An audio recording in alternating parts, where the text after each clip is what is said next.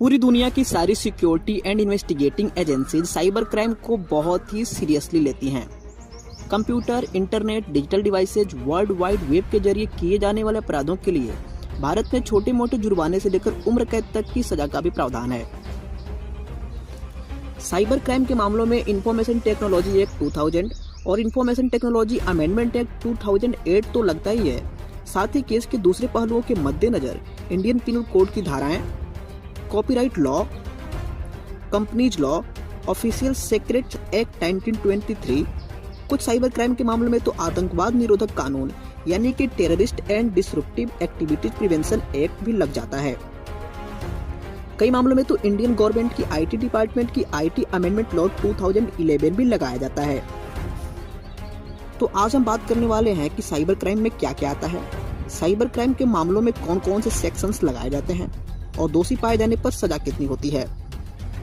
तो नमस्कार दोस्तों, मैं हूं राजशेखर आजाद और आप देख रहे हैं हमारा YouTube चैनल फॉरेंसिक्स। तो चलिए शुरू करते हैं।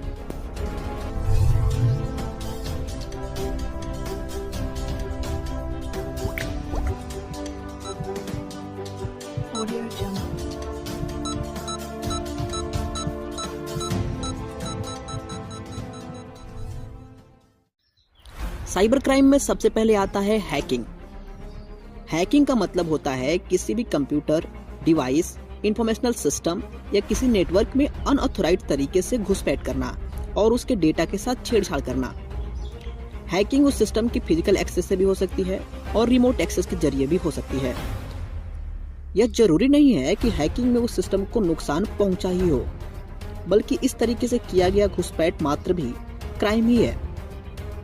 अगर कोई पर्सन हैकिंग करता है तो उसके ऊपर आईटी अमेंडमेंट एक्ट 2008 की सेक्शन 43A और 66, आईपीसी की सेक्शन 379 और 406 के तहत केस चलती है और अपराध सिद्ध होने के बाद उसे 3 साल तक की जेल की सजा या 5 लाख तक के जुर्माने की प्रावधान है। साइबर क्राइम में दूसरे नंबर पर आता है email spoofing and wire fraud.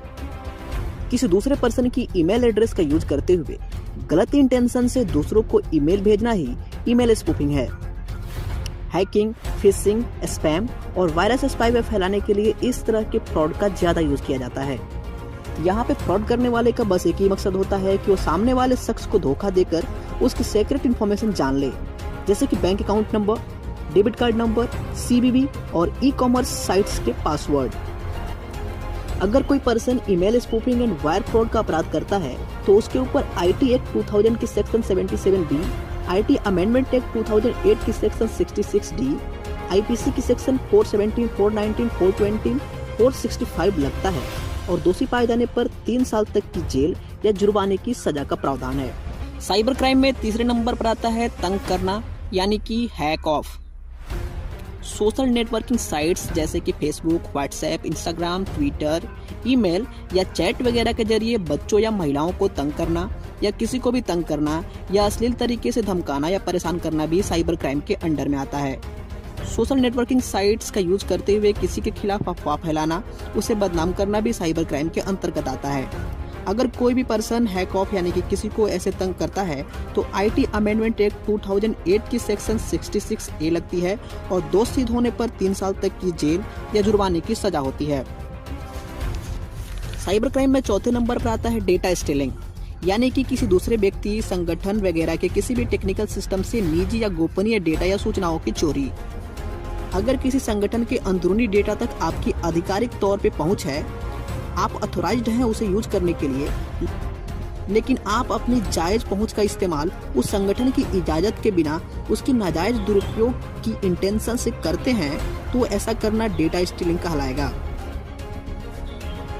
अगर कोई पर्सन डेटा की चोरी का अपराध करता है तो उसके ऊपर आईटी अमेंडमेंट एक्ट 2008 की सेक्शन 43B, 66E, 77C और आईपीसी के सेक्शन 379, 405, 420 एवं कॉपीराइट एक्ट लगता है।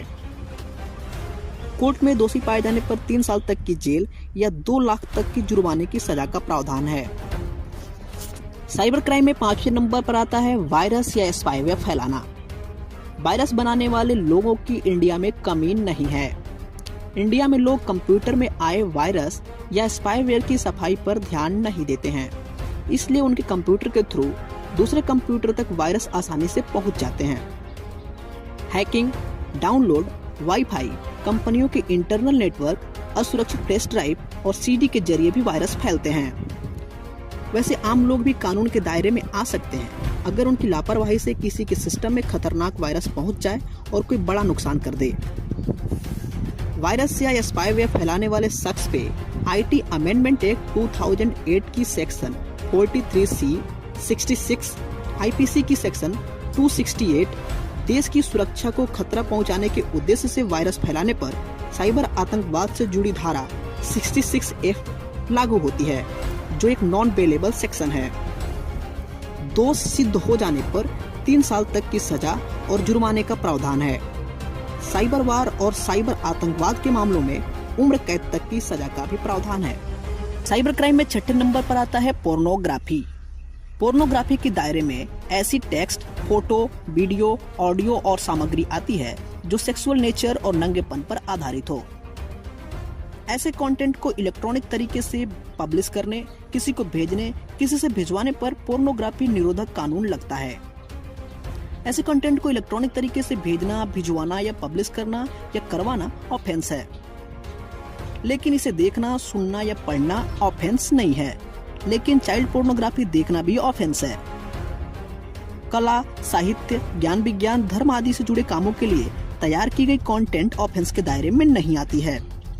अगर कोई पर्सन पोर्नोग्राफी के मामले में फंसता है तो उसके ऊपर आईटी अमेंडमेंट एक्ट 2008 की सेक्शन 66A, 66B, आईपीसी के सेक्शन 292, 293, 294, 500, 506 और 509 लगता है।